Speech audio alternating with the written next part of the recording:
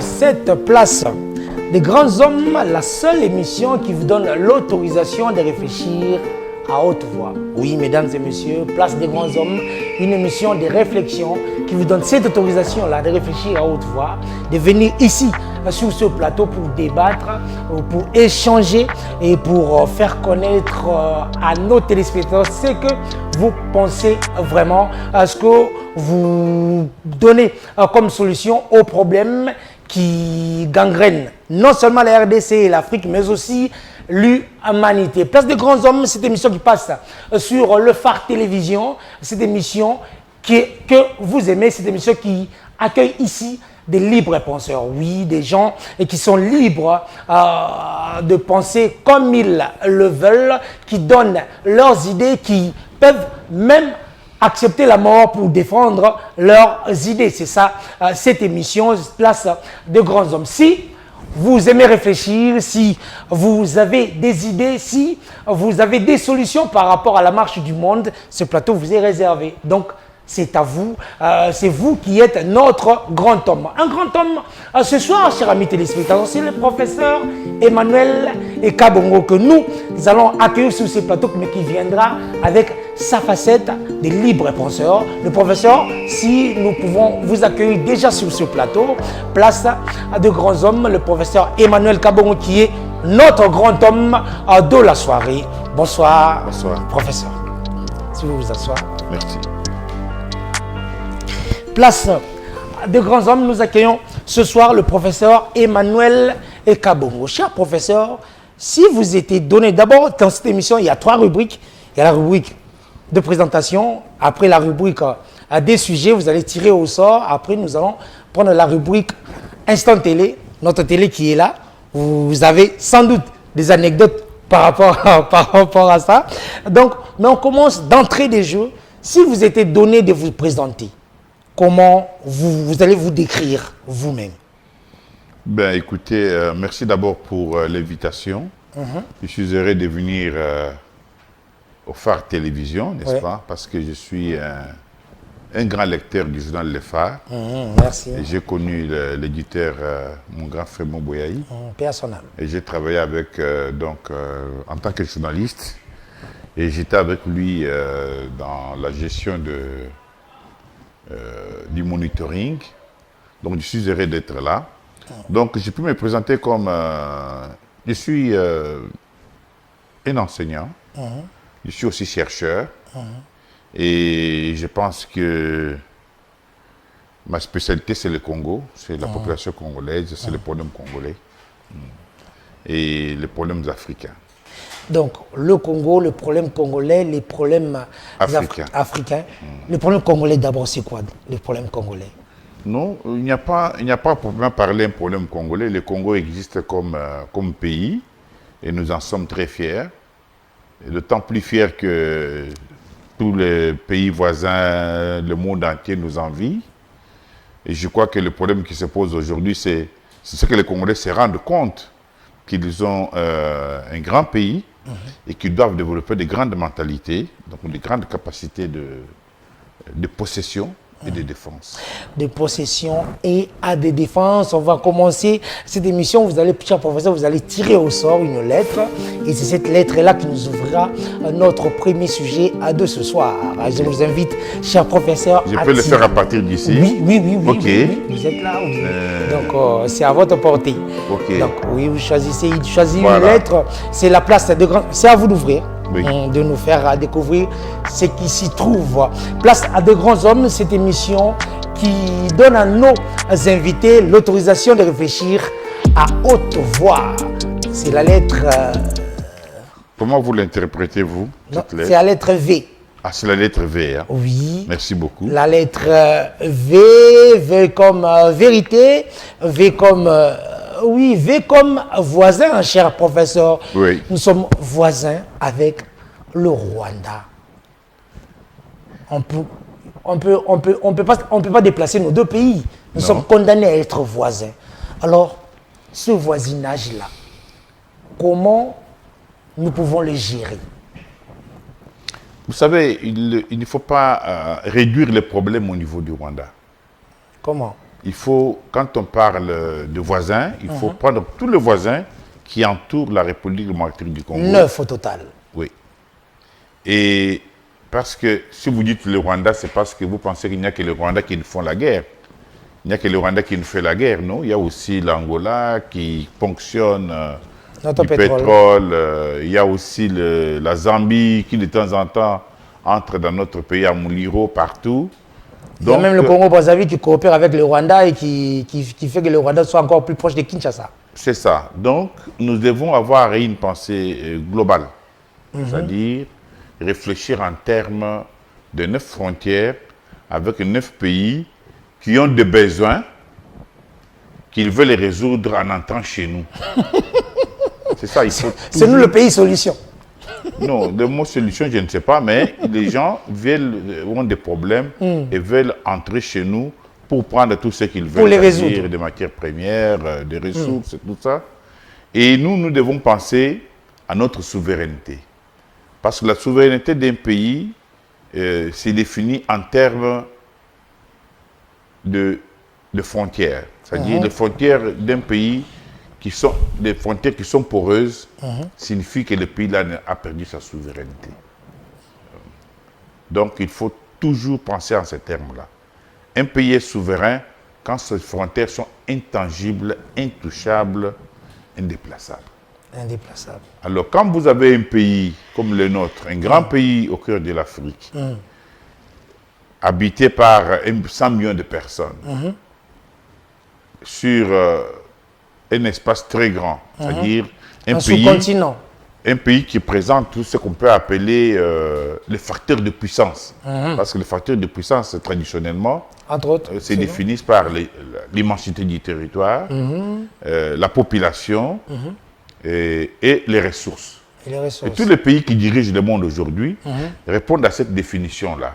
Regardez la Chine, c'est un pays plein de ressources, qui est surpeuplé et qui a un grand territoire.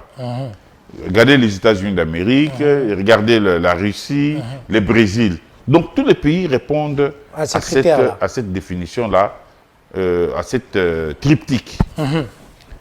Mais sauf que chez nous, nous y répondons, mais il y a le quatrième facteur, c'est-à-dire la capacité de défendre son territoire, de protéger sa population, n'est-ce pas, et que nous n'avons pas cultivé. Dès ce moment-là, nous perdons tous les facteurs de puissance. Dès ce moment-là, du moment que vos frontières sont... Donc le quatrième facteur détruit le tout. Oui. Du moment que vous avez un grand pays, du moment que vous avez de grandes ressources, vous avez une population nombreuse et que vous êtes incapable de protéger cette population contre les incursions étrangères, de protéger vos ressources contre la prédation étrangère, vous perdez votre souveraineté. Et dès ce moment-là, vous n'êtes plus une puissance, vous devenez ce qu'on peut appeler, comme on dit, un éléphant au pied d'argile. Géant au pied d'argile, oui. Donc, les problèmes du Congo, il ne faut pas les réduire au niveau du Rwanda. Il faut penser ce problème d'une façon globale. C'est tous les pays africains qui nous entourent, aidés par les puissances étrangères ou par eux-mêmes, tous ces pays veulent entrer au Congo. Et ils y entrent effectivement. Ils y entrent effectivement. Dans les critères, vous avez parlé de la population. Professeur, le Congo n'est-il pas C'est-à-dire que la population signifie quoi? Signifie que le développement n'est possible qu'avec les bras et les mains. Ce sont des pays les plus peuplés qui ont des bras et des mains, c'est-à-dire des gens qui peuvent travailler. La main-d'œuvre. Oui. Le Congo n'est-il pas trop grand pour cette population? Le Congo n'est-il pas trop grand pour nous? Sommes-nous à la hauteur de ce pays? Sommes-nous dignes d'être des Congolais et d'occuper ces territoires? Oui. Ça même, on a entendu Lumumba le dire déjà en 1960. Il disait que nous devons développer les mentalités qui soient à mesure de notre pays. Qu'on ne vous trompe pas, messieurs les journalistes. Un pays, les mentalités, la puissance, ça se construit. Ce n'est pas donné. Rien n'a jamais été donné à quelqu'un. Tout s'est construit. Se construire signifie quoi? Que nous sommes nés sur le sol congolais, mais nous devenons congolais en nous battant pour protéger le Congo contre les incursions étrangères. Comme je venais de lire tout à l'heure ce matin, je lisais Malraux qui disait que la culture... André Malraux. Oui, André Malraux qui disait que la culture, ça ne s'hérite pas, ça se conquiert. C'est cette conquête-là qui nous unit. Il ne faut jamais penser que tout a été au Congo fait et donné, non. Chaque jour, nous devons nous battre, nous mettre debout pour dire que ce pays est le nôtre. C'est peut-être parce qu'on a... Et ce faisant, nous produisons la culture. La culture n'a jamais été donnée. Elle est produite au fur et à mesure que les problèmes se présentent. Comment nous résolvons nos problèmes? Comment nous les pensons? Comment nous les dimensionnons? Tout ça, ça fait partie de la culture. Si vous avez une culture qui ne vous permet pas de vous rendre compte de problèmes, ce n'est pas une culture. Si vous avez une culture qui ne vous permet pas de comprendre que vous êtes en danger, ce n'est pas une culture. C'est pas une culture. Ça, c'est une infraculture qui est donnée au peuple, n'est-ce pas, qu'on peut appeler sans âme. Des peuples asservis. Comme disait Marx, des peuples corveillables à souhait. Karl Marx. Vous comprenez? Donc, je peux vous dire que le Congo est dans cette situation-là. Que le Congo doit se réveiller, les Congolais doivent se réveiller, se mettre au travail, d'abord un travail mental, un travail, comment dire, de l'imaginaire, à dire de la pensée interne. Comment est-ce que le Congolais se perçoit? Donc travailler la psychologie du Congolais. Non, ne parlons pas de la psychologie, de l'imaginaire. Je parle de l'imaginaire. C'est différent de la psychologie. Explique la nuance, elle est où? L'imaginaire signifie la pensée. L'imaginaire signifie qu'est-ce que vous pensez de vous-même. Qu'est-ce que vous pensez de Dieu? Qu'est-ce que vous pensez par rapport à vous-même, par rapport à Dieu Tout-Puissant? À quelle place vous vous mettez?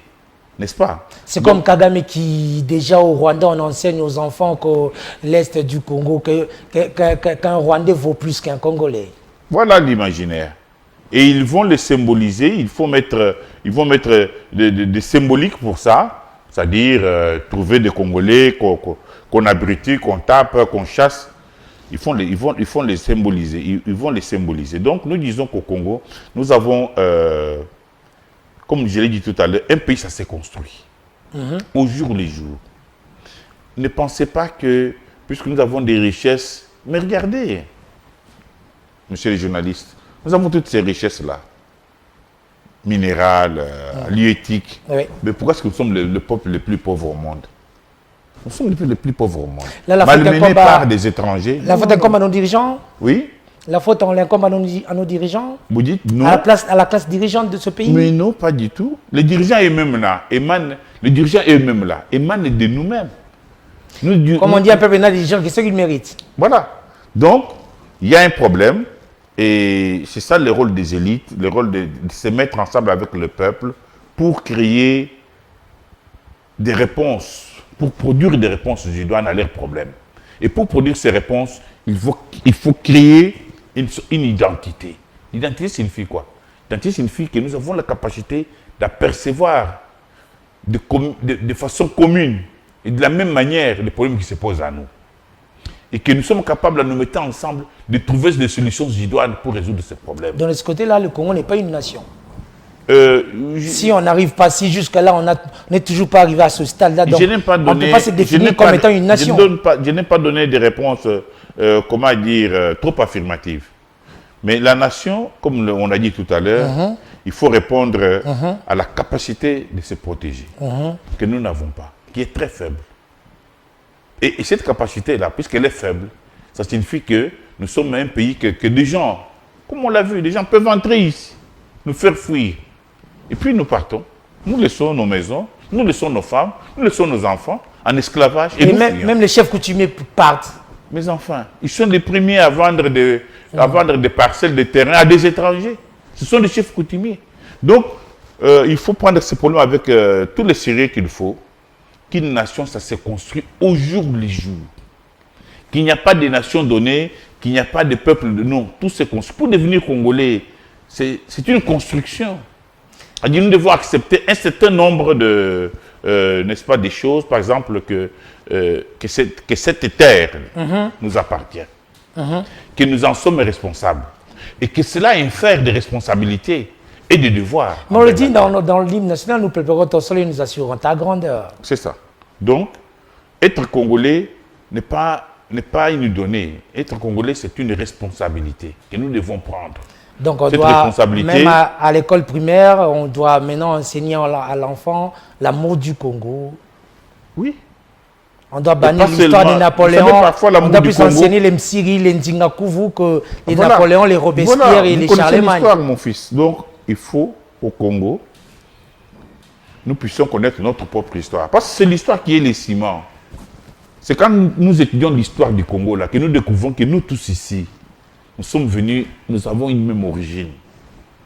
Que tout ce que nous voyons ici comme des villages, des provinces, ce n'est que de, comment dire, des choses qui sont arrivées juste à des différences, à des distanciations géographiques. N'est-ce pas? Et que le Congo est unique, c'est-à-dire des gens qui sont venus s'installer sur cette contrée, même si les Belges sont venus nous y trouver pour dire que voilà, est resté. Mais le Congo, c'est ça. Donc, nous devons réapprendre cette histoire, surtout réapprendre nos langues. Toutes les cultures humaines ici sont fabriquées, sont contenues, sont focalisées, concentrées dans les langues Dans les nationales. langues. Beaucoup de pays ont retrouvé leur humanité, ont retrouvé leur identité en se focalisant sur les langues nationales. Il est temps qu'aujourd'hui, dans un pays comme le nôtre, où il y a beaucoup de problèmes d'identité, parce que les problèmes d'identité se posent à tous les niveaux. Même quand il y a un problème au Congo, quand vous en discutez, au lieu d'avoir une solution, il y en a 1000. Ce n'est pas normal. Ça signifie que vous n'avez pas ce qu'on appelle l'unité psychique. C'est comme si vous n'avez pas vécu sur un même sol, sur un même espace, parce que c'est en vivant ensemble que les hommes se rendent compte, dimensionnent leurs problèmes et ils sont capables de trouver des solutions à ces problèmes. Mais si vous n'êtes même pas capable de vous entendre sur ces problèmes, de les définir, de les dénommer, alors là, il y a ce qu'on appelle une diffraction mentale. Mais cher professeur, comment expliquer que les Américains, les États-Unis d'Amérique est un pays des immigrés, on voit ceux qui sont venus de l'Europe, de l'Asie, de l'Afrique, mais comment ils sont devenus une seule nation, ils pensent, c'est la même pensée, c'est le même esprit, alors que nous qui depuis des millénaires, on a été ensemble, on n'arrive pas à les égaler, alors que eux, ça fait même pas 1000 ans qu'ils sont ensemble. Oui, c'est une très bonne question. Vous savez, la guerre que le Rwanda nous impose, la spoliation que l'Angola nous impose, même les Mbororo, les Mbororo, c'est-à-dire le Sud-Soudan, ce sont ces occasions-là qui ont été aux États-Unis d'Amérique, qui ont fait que les Américains se sont mis ensemble. Parce que l'Amérique que vous voyez là, ce sont des gens qui ont fui des guerres, des persécutions, des guerres de religions, qui se sont retrouvés sur un trait. Ils ont dit, plus jamais nous ne voulons avoir de telles guerres, plus jamais nous ne voulons avoir la famine. Ils ont fui la guerre de 100 ans en Europe. Donc la famine, pendant la guerre de 100 ans, comme disait Jean-Paul Sartre, on mangeait les cadavres. Donc ils ont dit, nous n'aurons plus jamais faim. Voilà, c'est autour des problèmes là que les Américains ont construit leur identité. Ils se sont mis ensemble. Moi, je pense qu'au jour d'aujourd'hui, avec tout ce qui nous arrive comme guerre avec les Rwandais, l'Angola, la Zambie, tout ça, ce sont des occasions qui nous sont données, à nous Congolais, de nous mettre ensemble pour trouver des solutions. C'est en nous mettant ensemble. C'est cette conquête-là qui constitue notre culture. On doit bannir les tribus. On doit bannir les tribus. Où sont les tribus ici? Les jours où nous laissons les Rwandais prendre le Goma et l'Ouganda prendre le Kisangani, Ituri et tout ça, c'est le même matin-là que l'Angola va prendre le Kasaï, une partie de Lubumbashi, la Zambie va prendre une partie de Lubumbashi, et même les Centrafricains vont entrer... même le Congo-Brazzaville ici. C'est ça. Donc, il n'y a pas... Les termes-là n'existent pas chez nous. C'est-à-dire, nous sommes face à des problèmes, et ces problèmes doivent nous donner une mentalité. Une mentalité, pour que cette mentalité soit culturelle, elle doit être une mentalité de refus. C'est quand les hommes refusent la mort. C'est quand les hommes refusent l'asservissement. C'est quand les hommes refusent l'esclavage. Et c'est quand les hommes refusent la faim qu'ils créent la culture. Donc c'est quand les hommes refusent la faim qu'il crée la culture. Qu'il crée la culture, c'est-à-dire comme la capacité d'être maître de son destin. Ah oui, donc la capacité d'être maître de son destin, nous sommes aussi maîtres de cette émission. Quand on est maître de son destin, on n'a pas de frontières poreuses où les gens peuvent entrer et sortir. Donc on décide. Mes enfants, on décide. C'est-à-dire face à de telles ingérences, on arrête, la nation arrête de fonctionner, on dit faisons la guerre. Quand on l'aura terminé, rentrons maintenant, faire autre chose. On fait autre chose. Maintenant, on doit faire autre chose, cher ami, cher professeur. Vous êtes notre invité. On va choisir un autre sujet. Ah bon? Et donc, c'est la place de grands hommes. Nous sommes avec le professeur. Il y a encore des questions ici. Oui. Toujours dans des bouteilles. Bon, je dans les bouteilles, oui. Donc, place des grands hommes avec le professeur Emmanuel Kabongo, qui est notre grand homme de ce soir. Il va maintenant nous ouvrir cette autre lettre qu'on va découvrir ensemble avec lui. Voilà, c'est ça. C'est la lettre C. Ok. Oui. La lettre C comme continent, C comme conflit, oui, C comme conflit. La guerre russo-ukrainienne, oui, ce conflit qui, depuis, ça fait maintenant 6 mois que ça embrase l'Europe, parce que l'Europe n'a jamais vécu ça. Et après les années, l'année 45, l'année de la Deuxième Guerre mondiale, la multipolarité du monde, ça se pointe à l'horizon. Êtes-vous favorable, cher professeur? Vous savez, j'en suis arrivé à dire non à tous les concepts qu'on nous impose. Comme Parce quoi? que ce concept de bipolarité, tout ça, Bipolarité. il canalise nos propres réflexions. Ce n'est pas normal. Comment? Nous avons des problèmes sérieux au niveau de l'Afrique, au niveau du Congo. Et ces problèmes-là, nous devons les résoudre en pensant d'abord à nous-mêmes. Vous savez, en situation d'autonomie, c'est-à-dire quand les hommes sont maîtres de leur destin, quand les hommes prennent des décisions qui engagent leur nation, en pensant à eux-mêmes, à leurs enfants, à leurs femmes, les hommes ne recourent pas à l'extérieur. On appelle ça l'autonomie. L'autonomie. L'autonomie signifie... Se suffire à lui-même. Non, signifie qu'on ne se met debout, qu'on ne se lève qu'en fonction des décisions à prendre pour sa propre vie. On n'attend pas les décisions qui doivent venir d'ailleurs. Non. On ne va pas attendre pour vendre nos minéraux, nos blocs pétroliers, qu'un certain Blanken vienne ici. Oui, qui nous interdit formellement. Oui.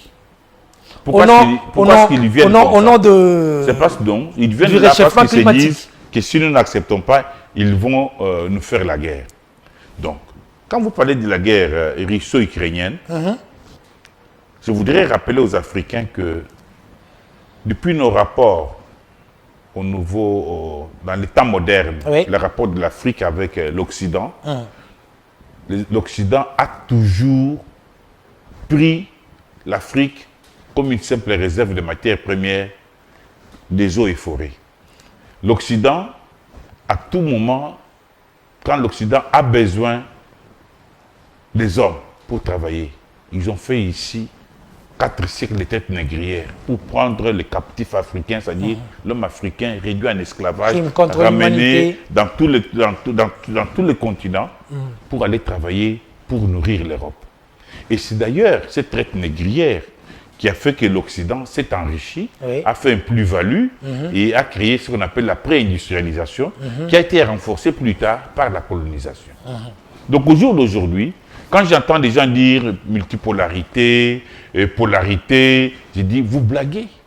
À quel moment est-ce que nous avons traité d'égal à égal avec l'Occident? Mais quand ici il y a multipolarité, maintenant on pourra avoir cette possibilité-là d'échanger des partenaires comme on veut. Mais, mon fils, vous vous trompez. Quel partenaire vous allez changer?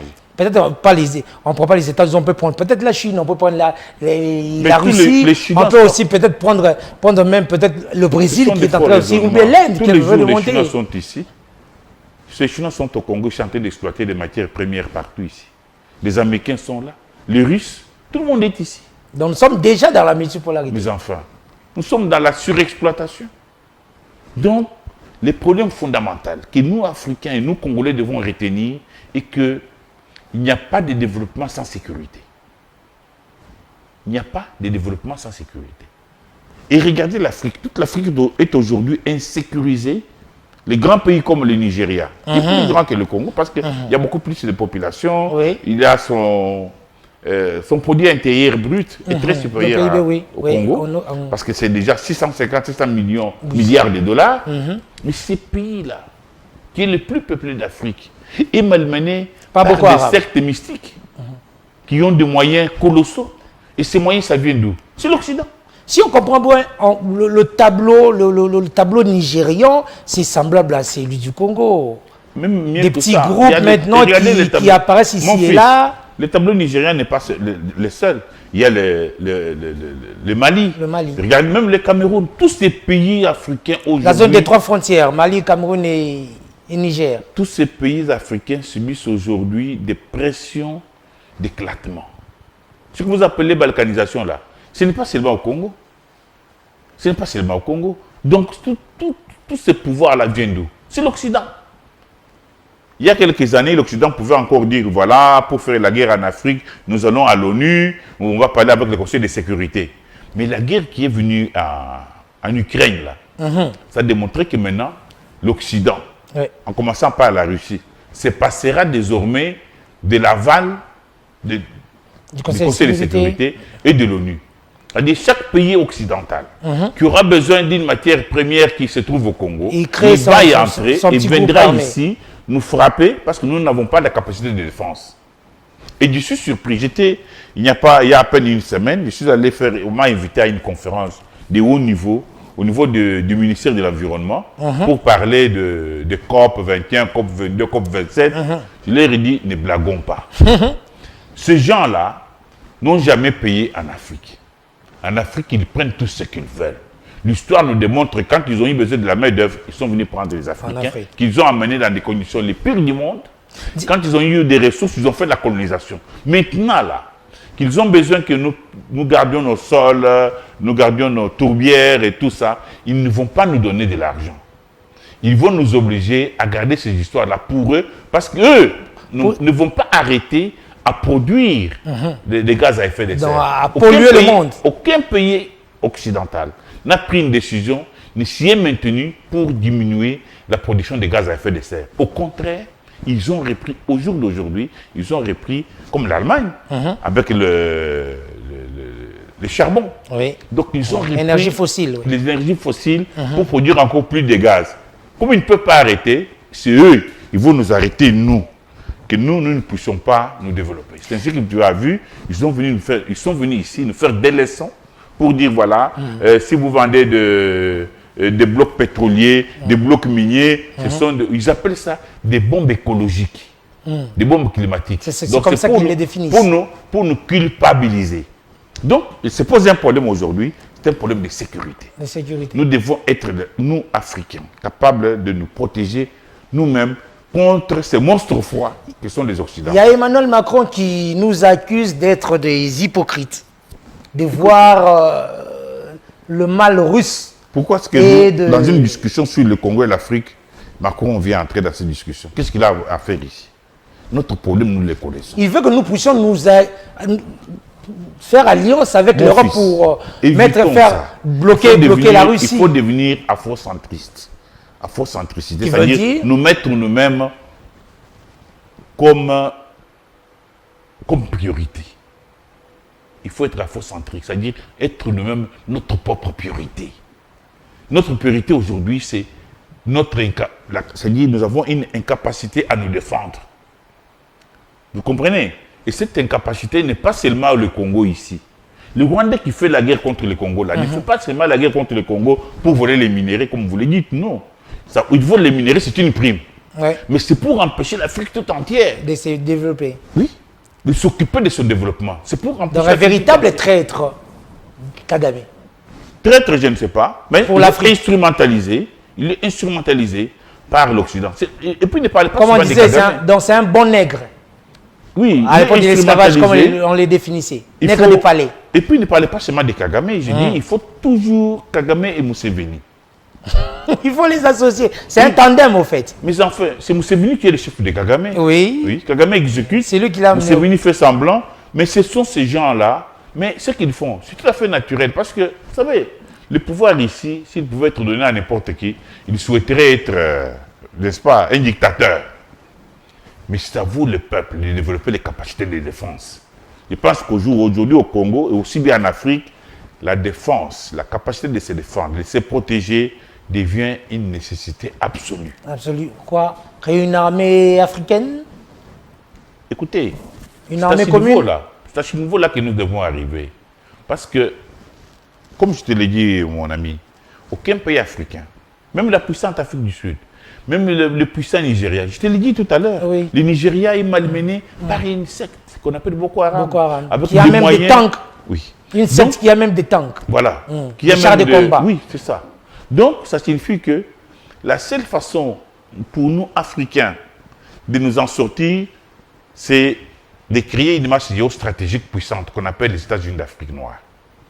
Cette masse puissante aura 1 milliard d'individus, pourra être en mesure de créer une grande armée, n'est-ce pas? Parce que l'armée, c'est quoi? L'armée, c'est la capacité de financement. Regardez aujourd'hui notre président de la République, malgré le peu d'argent qu'on tire par les génies gouvernementaux, parce qu'il faut le dire quand même, que le gouvernement est quand même fait des génies, des gens qui arrivent à tirer beaucoup d'argent au niveau des taxes et tout ça. Oui. Ça ne se fait pas fait depuis 50 ans. Oui. Donc, mais cet argent-là n'est pas suffisant pour faire une grande armée. L'armée demande beaucoup d'argent.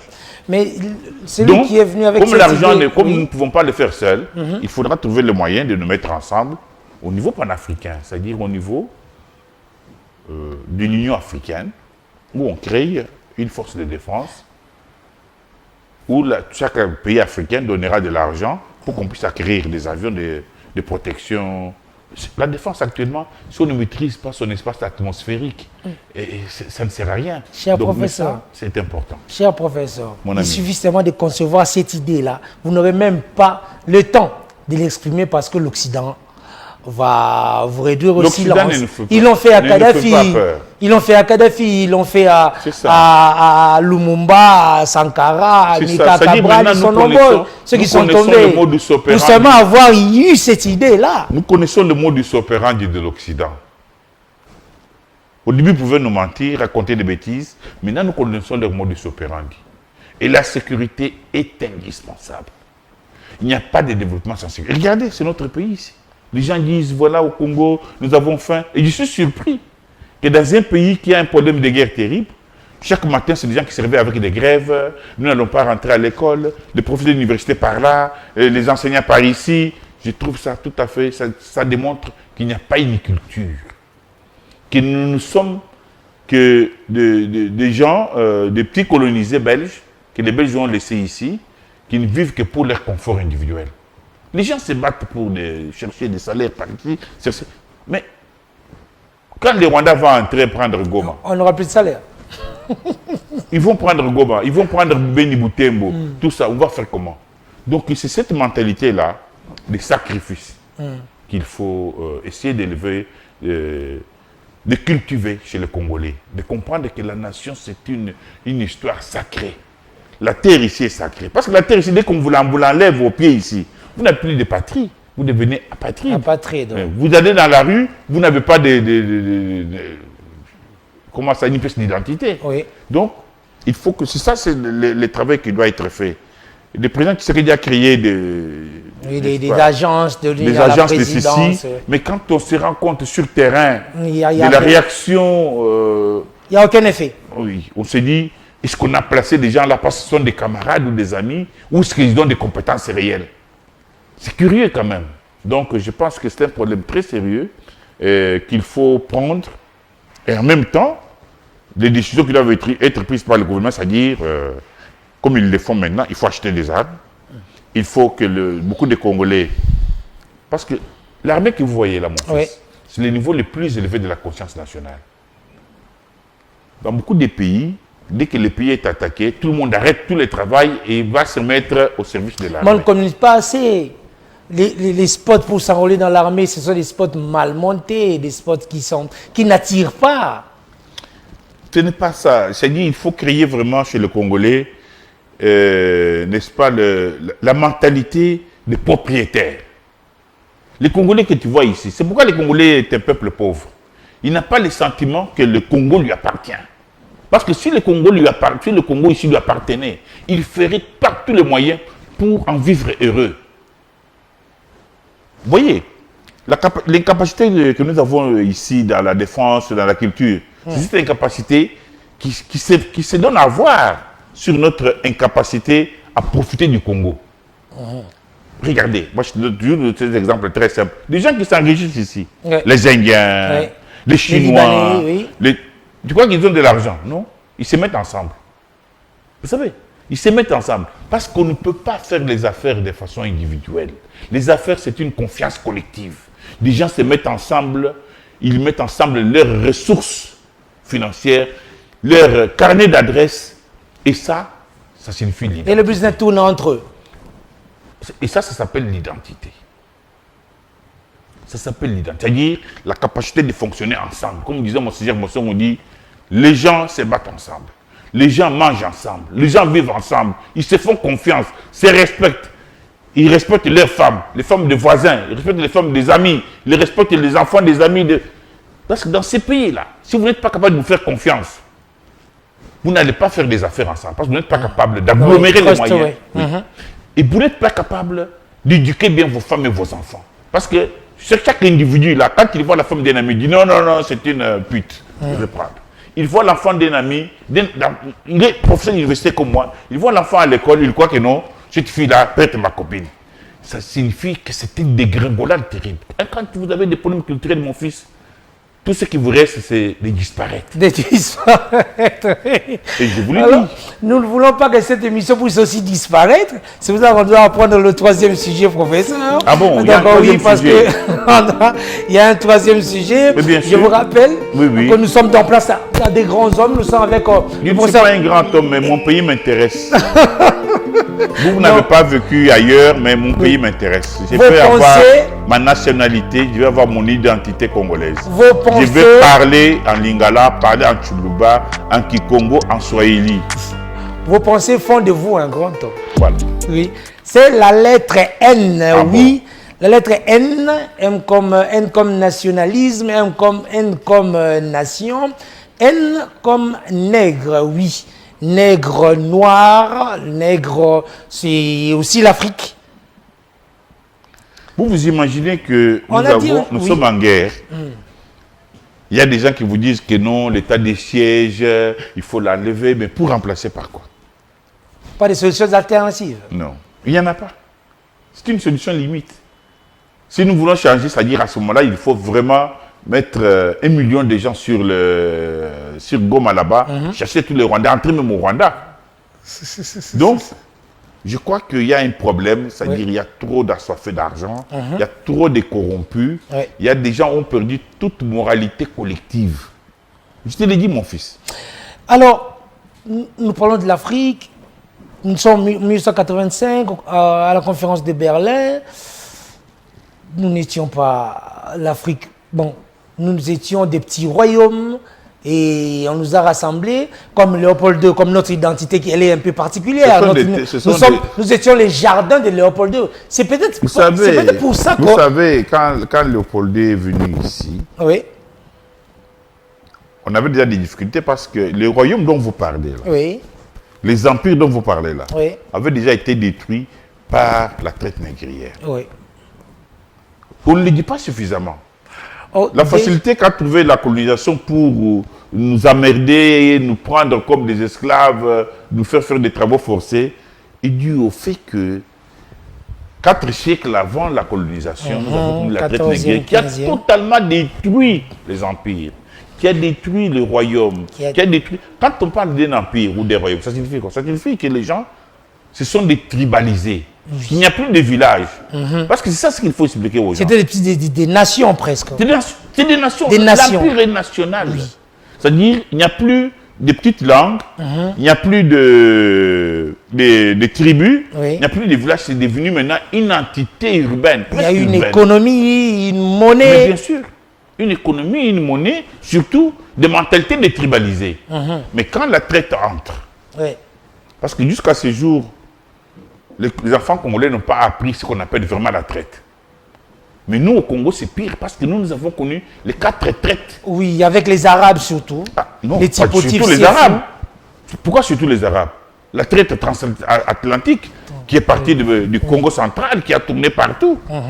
Et la traite indienne qui est venue de notre côté. Et la traite arabe. Donc nous avons connu... On a connu tous. Toutes les traites sont retrouvées ici. Une traite signifie quoi?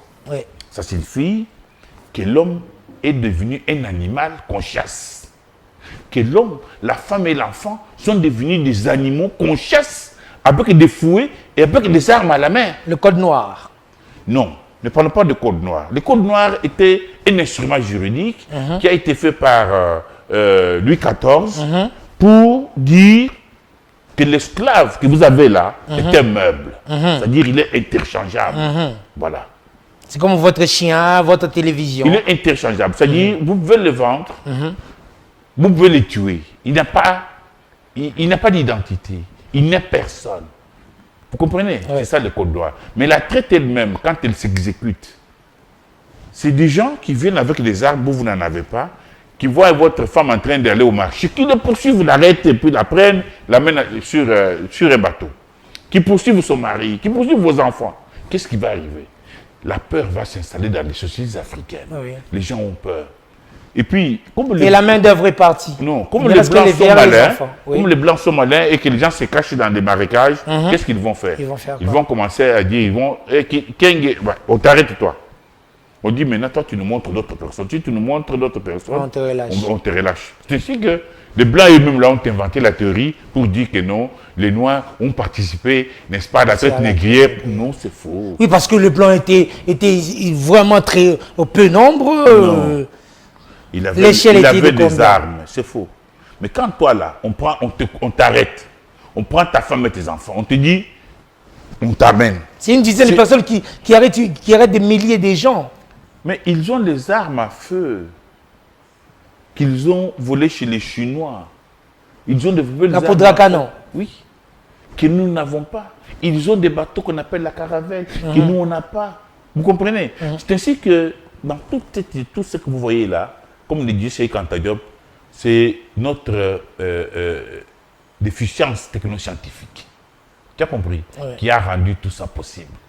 C'est ainsi qu'au jour d'aujourd'hui, même les guerres qu'on nous mène ici, doivent être, ce sont des guerres qu'on nous mène parce que nous sommes scientifiquement, nous sommes technologiquement, techniquement faibles. Alors nous, c'est nous qui avons bâti les pyramides 4000 ans jusqu'à aujourd'hui. Ça fait 4000 ans que les pyramides sont toujours debout. Nous, les Noirs. Oui. Mais comment sommes-nous restés à la traîne comme ça? C'est ce que je t'expliquais tout à l'heure. C'est-à-dire la rupture qui a eu lieu, c'est cette rupture-là qu'on appelle la traite négrière. Elle a duré 4 siècles. 4 siècles. Et quand on l'accumule avec la colonisation, qui a duré 1 siècle, ça peut détruire des civilisations. Donc c'est 5 siècles. Ça détruit des hommes. Un demi-millénaire. Mais enfin, ça détruit tout. Tout ce que vous voyez, les Congolais en train de vivre comme des chiens errants, alors qu'ils ont les plus beaux pays du monde, potentiellement les plus riches au monde, sans être en mesure de s'en accaparer pour en vivre heureux, c'est dû à tout ce que nous avons connu comme traumatisme. Mais ces traumatismes peuvent être balayés si vous commencez à réformater de nouvelles mentalités. Et ça se fait à partir de l'histoire, votre propre histoire. Nous devons abandonner dans les écoles, abandonner l'histoire de la Chine qui ne nous intéresse aucunement. L'histoire des Amériques, ça ne nous intéresse pas. La Révolution française, oui? Napoléon, Robespierre. Qu'est-ce qu'on a à voir avec ça? Louis Alors XIV. que chez nous ici, nous avons connu des guerriers, nous avons connu des femmes et des hommes qui sont battus de Kimpavita, qui sont battus. C'est-à-dire, oui, nous avons connu Syrie, qui a tenu tête à Léopold II. Vous savez comment est-ce qu'un Syrie a été tué? Par Bodson, assassinat. Pourquoi il a tué? Parce qu'il ne voulait pas céder à Léopold de son territoire. Il est lui-même sorti avec un petit couteau. Oui. C'est ce que je te dis, banque d'armes. Oui. Syrie est sorti avec un petit couteau qu'il a enfoncé dans le cœur de ces blancs-là. Oui. Mais son couteau était petit. Alors que les blancs lui avaient une arme à feu. Oui. Vous comprenez? Donc il y a un problème. La civilisation se construit sur base de la technique, sur base des savoirs, sur base de la science, de la technologie. Aujourd'hui, nous avons fait au Congo parce que nous ne sommes pas capables de profiter des avancées technologiques pour produire beaucoup de maïs, pour produire beaucoup de manioc, pour produire ceci. il faut que tout ça, ça s'intègre. Et en même temps, il nous faut recréer notre congolité, c'est-à-dire apprendre nos langues. Mais il y a Roubera qui parle de la congolité qui ne l'a jamais voulu. Pourquoi vous citez Robert? Parce que congolité rime avec xénophobie, selon Roubera. Non. Est-ce que Robert lui-même est un Congolais? Là n'est pas la question. Voilà. Donc il faut éviter. Nous sommes dans un pays infiltré. Nous laissons des gens qui n'ont rien à dire sur nous, qui ne sont là que pour dire au Rwanda. Pourquoi est-ce que le Rwanda connaît tout ce qui se fait ici? Ce sont ces gens-là. Donc il faut à un moment donné, mon fils, éviter d'introduire dans un débat sur la nation, introduire des étrangers qui nous font du mal. Il faut aussi éviter de tirer un peu en longueur. Nous passons à la dernière étape de cette émission, c'est l'instant télé, juste après à ceci, l'instant télé.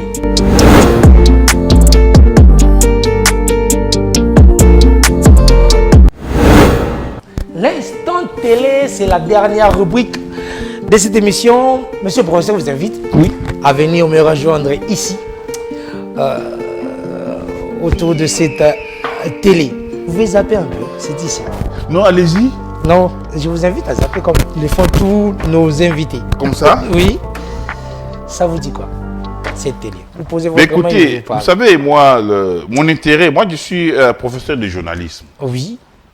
Je suis même journaliste professionnel, senior. Et je me dis que la télé ici, les journaux que nous avons, nous pouvons rapidement les utiliser pour changer des mentalités de Congolais. En faire des hommes nouveaux. Comment? Au lieu, de, par exemple, de faire passer des films indiens, des films chinois, des films, je ne sais pas moi, américains, nous pouvons faire passer ici, n'est-ce pas, des cours sur les Lingala, des cours sur les Swahili. Non, nous parlons des langues nationales. Il faut éviter ça. Je ne comprends pas pourquoi est-ce que vous êtes partialiste, c'est-à-dire vous coupez tout en petits. Non. Oui. Nous avons 4 langues nationales. Ah oui. Et sur ces 4 langues nationales-là, nous allons faire une grande conférence pour en choisir une qui sera notre langue à nous. Oui, dans le congolais. Qui sera la langue officielle. Dans le congolais. Oui, donc qui sera la langue officielle, pas des Congolais. Ça peut être les Lingala, parce que le Lingala est parlé aujourd'hui par une grande multitude. Oui, et le Lingala qui est en train de percer aussi dans l'Est. C'est ça. Oui. Je donne ça un exemple très simple. Oui. Regardez un pays comme le Sénégal, qui est dirigé par des élites sénégalaises hautement formées en France. Tous. Mariés à des femmes blanches et tout ça, tout ça. Mais quand ils se sont retrouvés, ils ont dit, et Senghor, qui est grammairien, ils se sont dit, qu'est-ce que nous allons mettre à côté de la langue française comme langue nationale? Ils ont choisi le Wolof. Le Wolof. Et aujourd'hui, tous les Sénégalais, que ce soit à Ouadé, que ce soit à Macky Sall, font leur campagne en Wolof. Et nous sommes dans un pays comme le Congo, où dans une assemblée provinciale, ici à Kinshasa, les gens parlent en français. Et un français encore médiocre, au lieu de parler le Lingala, parce qu'il parle pour nous, le peuple. Vous comprenez? Et c'est dirigé par un professeur d'université, M. Mpoyi, qui est là. Il laisse les gens parler un français médiocre. Ou lui, il dit, mais écoutez, c'est provincial. Pourquoi vous ne parlez pas français? Pourquoi vous ne parlez pas lingala? Parce que la langue de Kinshasa, de la province, c'est le Lingala. Voilà. Pourquoi est-ce qu'à l'Assemblée nationale, on ne peut pas dire, voilà, les gens peuvent s'exprimer dans les 4 langues nationales? Vous comprenez? La révolution commence par là. Parce que toute culture humaine est toujours ancrée dans une langue. Dans une langue, oui. Voilà. Oui, donc merci à vous, professeur, de passer nous voir. Un mot par rapport à cette émission. Non, écoutez, moi j'ai... Parce des grands hommes qui vous accueillent. Je suis toujours content quand les jeunes prennent des initiatives. C'est une initiative louable. Nous faire parler. Nous, là, nous sommes dans des universités, nous écrivons des livres, nous faisons des recherches sur le Congo, mais nous n'avons pas l'occasion d'en parler à notre peuple, d'en parler à nos hommes politiques. Pourquoi? Parce que, curieusement, et surtout vous les journalistes, vous me donnez la parole à des gens qui n'ont rien à dire. Parce qu'ils ont l'argent, ils font des coupages. Vous leur donnez la parole, ils viennent ici pour créer des discours inutiles, injurier les chefs de l'État, injurier les ministres. Mais un peuple qui injurie ses autorités est un peuple mal éduqué. Quand ces autorités sont représentants de nos... Ils représentent ce que nous appelons notre volonté de puissance. Ces autorités représentent ce que nous appelons notre identité, parce qu'ils sont les responsables de la loi. C'est la loi. Mais quand vous voyez un peuple qui ne respecte pas la loi, les colons apparaissent ici, les gens, vous dites, voilà un peuple médiocre, qu'on va finir par rendre esclaves, comme ça, commencer à laver les habits des femmes rwandaises. C'est tout. Donc, je suis content, je vous remercie. Oui. Et c'est une belle émission, c'est une belle initiative. Merci. Donc, ça va aller à s'améliorer, nous allons tous vous soutenir. Merci. Oui. Et merci beaucoup. Et tous ceux qui passent par ici ont toujours eu, c'est la culture de cette émission. C'est comme ça qu'on fait la grandeur. La grandeur, ça se fait par écrit. Oui. À marquer d'une manière indélébile leur passage ici.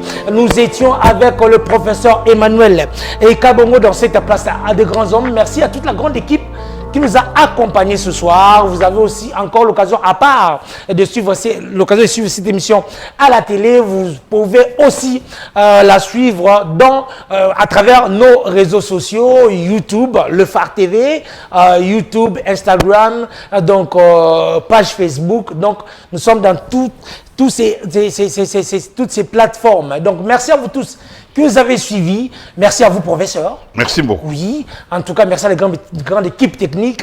Et c'est le professeur Emmanuel Kabongo qui est en train de marquer son empreinte indélébile, l'empreinte indélébile de son passage dans cette place à de grands hommes. L'écrit qui fait l'histoire. Oui, c'est ça les écrits. Merci. En tout cas, merci beaucoup, cher professeur. Je vous invite, comme je vous avais invité à venir, je vous invite aussi à nous quitter le plateau ensemble. Merci. On se retrouve la semaine prochaine. Bye.